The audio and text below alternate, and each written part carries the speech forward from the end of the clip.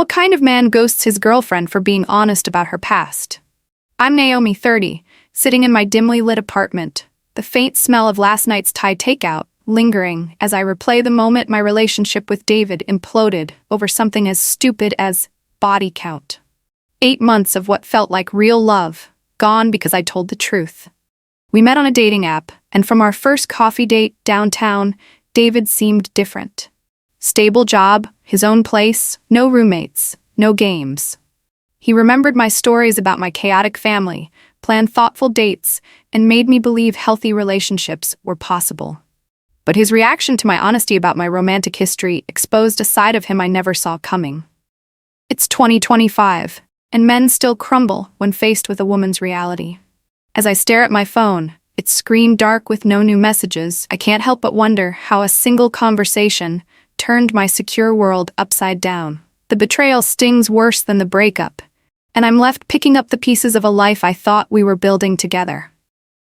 The whole mess started innocently enough, like a storm you don't see brewing. David and I were curled up on his cozy leather couch, the kind that creaks softly when you shift. The city's skyline twinkled through his apartment window, a backdrop to our lazy Thursday nights. We'd order takeout, pad thai and spring rolls were our go-to, and binge whatever trashy reality show was trending. He'd tease me about my obsession with drama-filled dating shows, but he'd watch anyway, his arm draped over my shoulder, his cologne a familiar mix of cedar and citrus. For 8 months, everything felt effortless. I'd never dated someone who seemed so together.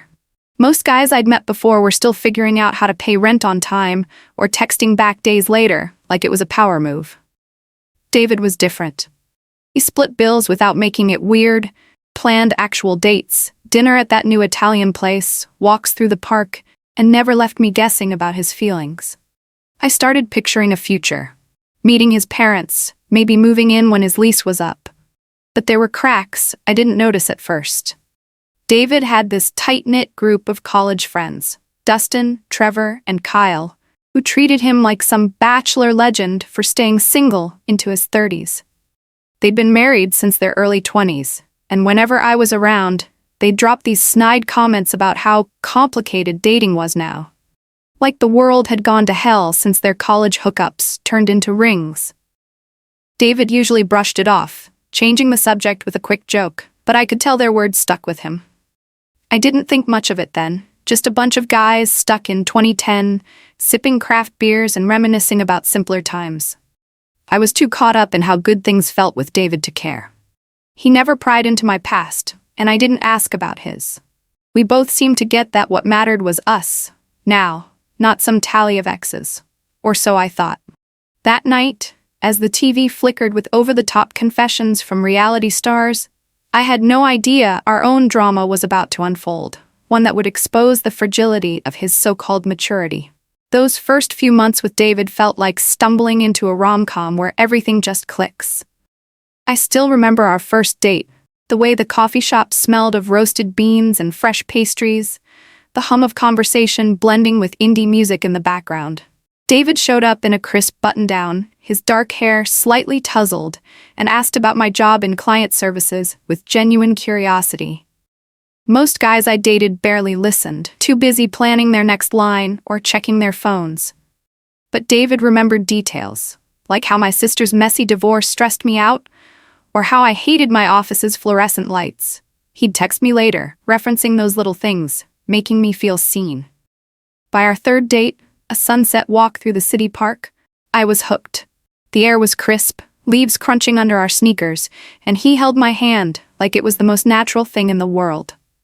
I started to think maybe this was what a real relationship felt like. No games, no overanalyzing every text for hidden meanings. We fell into a rhythm quickly. Weekends meant exploring new restaurants or binge-watching shows at his place, his apartment always tidy, with bookshelves full of business novels and a few quirky sci-fi paperbacks. He'd cook sometimes, simple stuff like stir-fry or pasta, and I'd tease him about his overly precise knife skills, like he was auditioning for a cooking show. The physical side of things was electric, too. There was this effortless chemistry, like our bodies just knew each other. He'd pull me close on his couch, his fingers tracing lazy circles on my arm, and I'd forget the world outside. For the first time in years, I wasn't second-guessing myself. I didn't worry about red flags or wonder if he'd ghost me after a great night. David made plans, like a weekend getaway to a nearby lake, and followed through. He'd text good morning without fail, and I'd smile at my phone like some lovesick teenager. I loved how he had his own life too. His corporate job kept him busy, but he always made time for me. He'd talk about his projects with this quiet confidence, never bragging, just passionate. I admired that. I'd tell him about my own work dramas, clients who changed their minds every 5 minutes, and he'd listen, offering advice without mansplaining. We'd laugh about our coworkers over glasses of cheap wine, the kind that stains your lips red. I started imagining bigger things. Meeting his family at Thanksgiving, maybe picking out furniture for a shared place someday. It felt so possible, so close. Even when we hit minor snags, like me hating his weird obsession with fantasy football, he'd laugh it off, kissing my forehead and promising to keep his game talk to a minimum. It was easy to believe we were building something real. But there was this one thing that nagged at me, just a little. David never talked about his past relationships, and I didn't push. I figured we were both adults. Everyone's got history, right? I'd dated plenty before him, some serious, some not, but I never felt the need to spill every detail. He seemed the same way, or so I thought. Looking back, I should have noticed how he'd get quiet when his friends brought up their old college dating stories. I brushed it off as him being private, but maybe it was a sign of something deeper, something I couldn't see yet. As the city lights glowed outside his window and we planned our next date, I had no idea how fragile our perfect little bubble was. How one conversation could shatter everything I thought we had. David's friends were like a constant background hum in our relationship, always there but never quite stealing the spotlight. Until they did.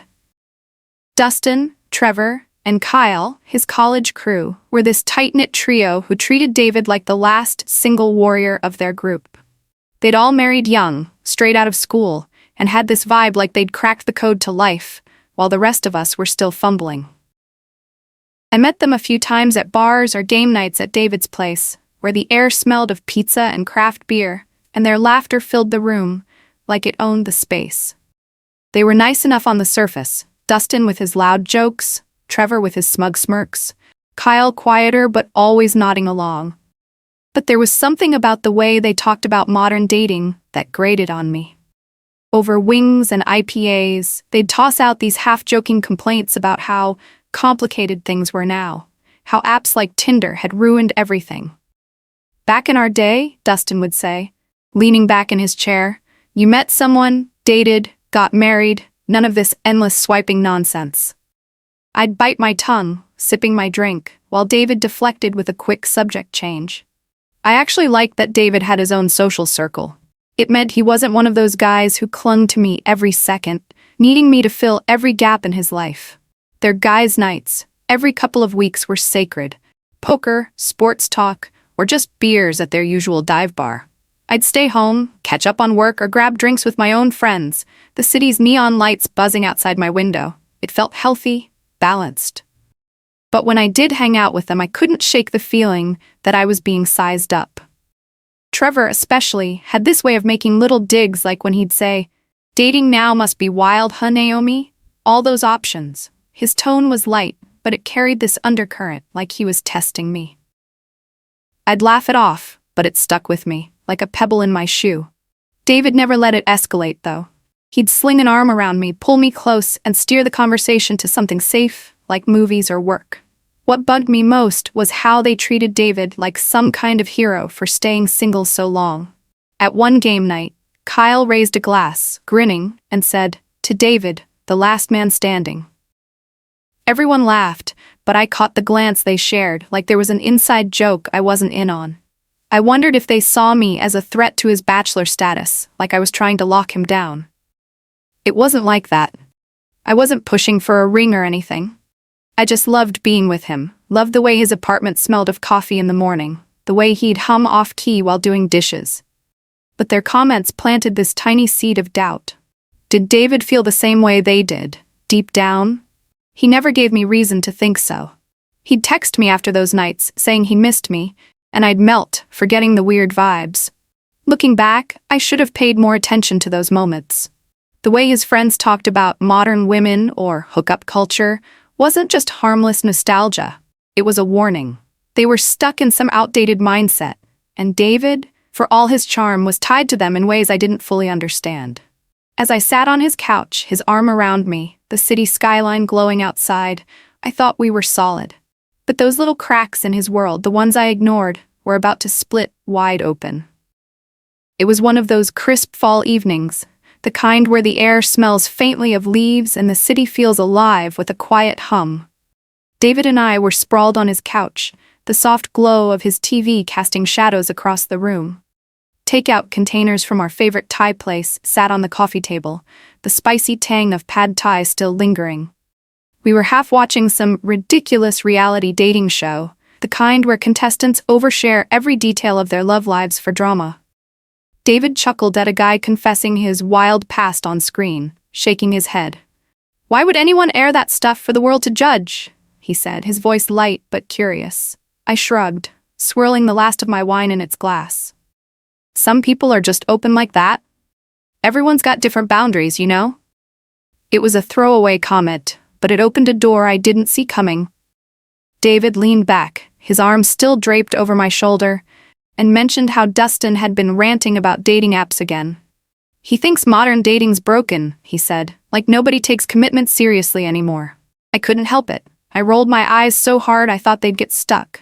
"That's such a guy thing to say," I shot back, my voice sharper than I meant, blaming apps and culture instead of looking at their own baggage. David raised an eyebrow, his face lit by the TV's flicker. "What do you mean?" he asked, genuinely curious. So I dove in, laying out how guys like Dustin, guys who whine about modern dating, often have this impossible double standard. They want a woman with no past, no experience, but somehow expect her to be confident and perfect in every way. "It's hypocritical," I said, "and reeks of insecurity." The room felt heavier now, the easy vibe of our night slipping away. David listened, his fingers no longer tracing circles on my arm. He asked, "So you think someone's past shouldn't matter at all?" I could hear the edge in his voice, like he was testing the water. I took a breath, trying to keep things light, but feeling the conversation veer into dangerous territory. "Anyone obsessing over body count in 2025 is just weak," I said, my tone firm. "It's not about numbers, it's about who you are now, the connection you build. Judging someone's past is just a cheap way to feel superior." I was getting heated, my words spilling out faster. I told him strong relationships come from emotional and intellectual compatibility, not some arbitrary tally of X's. David nodded slowly, his face unreadable, like he was processing every word but giving nothing away. Then he asked the question that stopped me cold. "How many people have you been with, Naomi?" My stomach twisted, the wine suddenly sour in my mouth. This wasn't abstract anymore, it was about me. I could have dodged, thrown out a vague answer, but I was so sure of my stance, so convinced honesty was the mature choice. 17, I said, meeting his eyes. I explained most were from college and my early 20s when I was figuring out what I wanted. I told him about the 5 guys in the last 2 years, how I'd been looking for something real, not just hookups. Each relationship taught me something, I said, made me value what we had even more. David just sat there, his silence louder than the TV. I thought I saw a flicker of something, shock, maybe judgment in his eyes, but he only said, "Okay." The air felt thick, the cozy warmth of the night gone. As I curled up beside him, his body stiff, I told myself he'd come around. But deep down, I knew something had shifted, and not for the better. The moment I said 17, I felt the room change, like the air had been sucked out and replaced with something heavy, unbreathable. David's face didn't crack. No yelling, no dramatic outburst, just this quiet, unreadable mask that made my skin prickle. The TV droned on, some reality star whining about betrayal, but it felt distant, like it was playing in another apartment. I tried to fill the silence, explaining how those experiences shaped me, how they were just steps to becoming the woman who loved him now. My voice sounded too loud, too desperate, even to me. I told him about college flings, fleeting and messy, and the handful of relationships in my late 20s that didn't work out, guys who wanted different things, lives that didn't align. It's why I know what we have is special, I said, reaching for his hand. His fingers were limp, like he was there but not really. He nodded, staring at the coffee table littered with takeout containers, the spicy scent of Thai food now cloying. I need some time to process this, he said finally, his voice low, almost a whisper. Not about us, just this. I told him I got it, that hearing a number could be jarring, but it didn't change who I was or how I felt about him. I suggested we drop it, go back to our show. But the ease of our night was gone. David was distant, his eyes fixed on the TV, but not really watching. When I stayed over, he barely touched me. No arm around my waist, no sleepy kisses like usual. The bed felt too big, his side a cold expanse. Morning came, and breakfast was worse. He poured coffee, moved around the kitchen like a robot, polite but absent. I asked if he was okay, my voice catching. Just need a couple days to think, he said, not meeting my eyes. I left his apartment, the city streets buzzing with morning traffic. My stomach knotted with a dread I couldn't shake. I texted him that afternoon, pouring my heart into a message about how much he meant to me, how our future was what mattered. His reply was a gut punch. Thanks. Love you too. No warmth, no emojis, just words that felt like a formality. David always sent long, thoughtful texts, full of jokes or little details about his day. This was different, like he was typing from a script. I tried to give him space, convincing myself he'd sort through whatever was bugging him. But by day 3 of silence, my anxiety was a live wire. I'd check my phone every 10 minutes, the screen blank, mocking me. We used to text all day, stupid memes, work rants, plans for dinner. Now nothing. I'd walk past the coffee shop where we had our first date, the smell of espresso twisting my chest, and wonder what I'd done wrong by being honest. I caved on Saturday morning and called him. His voice was like ice, formal, clipped, not the David I knew. I've been thinking about what you said, he told me. I just need more time. I pushed, asking if we could meet, talk it out like adults, but he wasn't ready. My frustration boiled over. You asked me, David? I could have lied, but I trusted you with the truth. He said he appreciated my honesty, but it didn't make it easier to process. Process what? I wanted to scream. Nothing about me had changed overnight, but he couldn't explain, just repeated he'd reach out when he was ready. I hung up, my apartment feeling too small, the city outside too loud. I sat on my couch, the faint hum of traffic seeping through the window, and realized this wasn't just about a number. Something deeper, uglier, was unraveling, and I was powerless to stop it. The silence from David stretched like a bad dream, each day heavier than the last. My apartment felt like a cage, the hum of the fridge and the distant wail of city sirens amplifying my unease. I'd wake up to an empty phone, no good morning texts, no goofy memes about my coffee addiction. For 8 months, David had been a constant. His voice, his laugh, the way he'd tease me about overanalyzing my work emails. Now it was just me, staring at my screen, willing it to light up. I tried to respect his need for space, but by the 5th day, my anxiety was a knot I couldn't untie. I'd walk to the corner deli, the smell of fresh bread and exhaust mixing in the air, and replay that Thursday night over and over. Had I been too blunt? Should I have softened the truth? But I'd meant every word. Obsessing over someone's past was weak, and I thought David was better than that. I called him again on day 7, my hands shaky as I dialed. When he answered, his voice was a stranger's, cold, like he was reading from a script. I'm still thinking, he said, about everything you told me. I could hear a bar in the background, glasses clinking, his friend's laughter faint but unmistakable. My stomach twisted. Can we just talk in person? I asked, my voice cracking. This feels like we're throwing away something real over nothing. He said he wasn't ready, that he needed to figure out his feelings. I snapped, my frustration spilling out. You pushed for the truth, David. I didn't lie to you.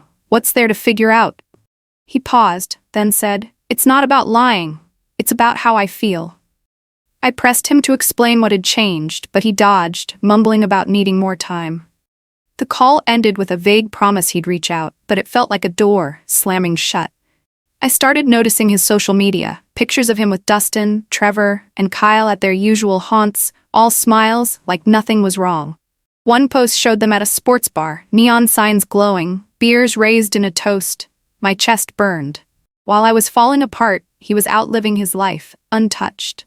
I I texted him again, desperate, asking if we were really letting this stupid conversation ruin us. His reply was a single line, "I'm still processing." It felt cruel, calculated, like he was punishing me for being honest. I'd see couples on the street holding hands laughing, and it stung. David and I used to be like that, strolling through the park, his arm around me, the world fading away. Now I was alone, second-guessing every word I'd said. By the second week, I was a mess, barely sleeping, my work suffering as I obsessed over what went wrong. I kept picturing his face that night, the way his eyes shifted when I said 17. I'd trusted him, opened up, and now he was shutting me out. I tried to distract myself, binge-watching shows, meeting friends for drinks, but the city felt hollow without him. The coffee shop we loved, the one with the cozy booths and cinnamon-scented air, was a place I avoided now. It hurt too much. I kept telling myself he'd come around, that he'd realize how ridiculous this was. But deep down, I knew something was broken, not just between us, but in how he saw me now. The man I thought was mature, secure, was unraveling into someone I didn't recognize. And the worst part? I had no idea how much worse this was about to get, how his silence was just the start of a betrayal that would cut deeper than I could have imagined. The city's pulse felt relentless. Each honk and siren outside my apartment window, a reminder that life was moving on while I was stuck, reeling from David's silence. 2 weeks had passed since our last real conversation, and I was barely holding it together, my phone a cruel mirror reflecting his absence. I was at Target, mindlessly tossing cereal and shampoo into my cart, the fluorescent lights buzzing overhead, when I spotted Trevor, one of David's college buddies, near the electronics aisle. He was in a faded hoodie, scrolling on his phone, oblivious to me. My heart raced. This could be my chance to get answers, to understand what David was thinking. I took a deep breath, the store's sterile air sharp in my lungs, and walked over, forcing a smile. "Hey, Trevor, good to see you," I said, keeping my tone light. He looked up, startled, then flashed that smug grin I'd always found irritating. "Naomi, hey, how's it going?" I mentioned casually that David and I were navigating some stuff, hoping he'd drop a hint about David's headspace. But Trevor's smirk widened, and he said, "Yeah, David told us all about what happened." My stomach plummeted, the aisle spinning. I pressed him, my voice tighter. "What do you mean, all about it?" He leaned against a display of headphones, casual as anything, and said David had shared our entire conversation. The number, my explanation, everything, with their friend group. "We all agreed he dodged a bullet," Trevor added, chuckling like it was a punchline. I felt like I'd been slapped.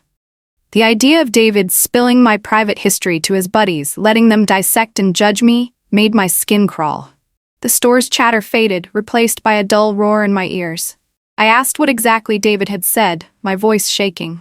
Trevor shrugged, still grinning. "Enough for us to get why he's done.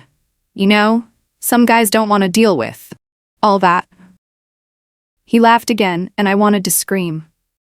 My past wasn't a joke, wasn't some scandal to be gossiped about over beers.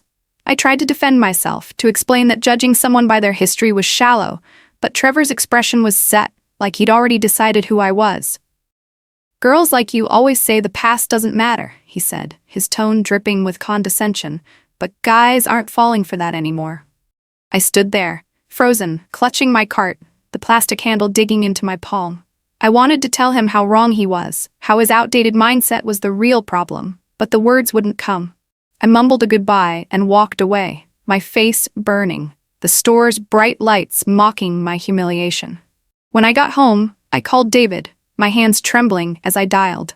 He answered, his voice flat, like he'd been expecting this.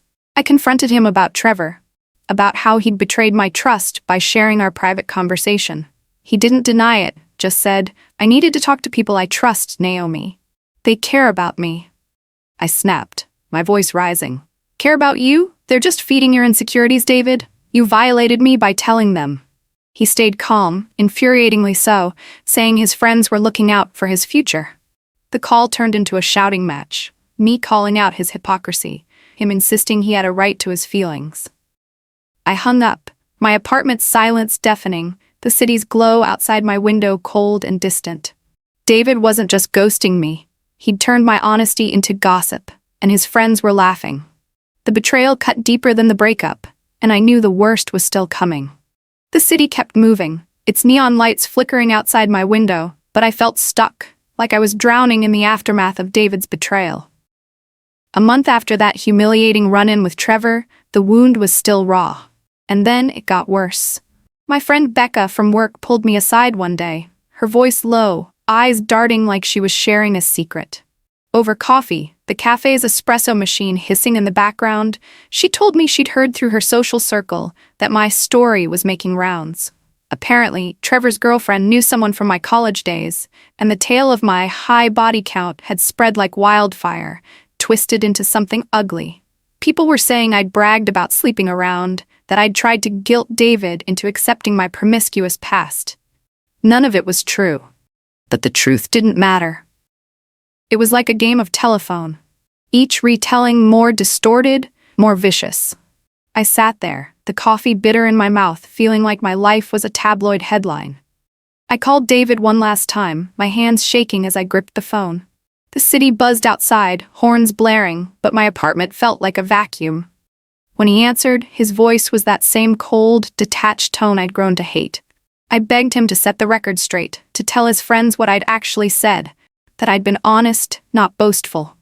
He sighed, like I was exhausting him. "I can't control what people say, Naomi," he said. "Maybe you should have thought about the consequences before sharing all that." I wanted to scream. Consequences? For trusting him? For believing we were mature enough to handle an adult conversation?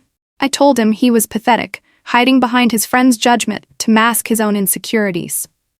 He didn't argue, just said, "I'm sorry you feel that way," and hung up. That was it, the final nail in the coffin of us. The rumors kept spreading, a poison seeping through social circles I didn't even know existed. I'd walk into bars, the air thick with chatter and beer, and catch whispers, sidelong glances from strangers. My reputation was unraveling, and I felt violated, like my private life was a public spectacle. I started telling my side to anyone who'd listen, friends, coworkers, even acquaintances. Explaining how David had turned my honesty into gossip, how his friends' outdated views fueled this mess. But the damage was done. I heard through the grapevine that David was dating someone new, a 24-year-old from his office, sweet and inexperienced, they said.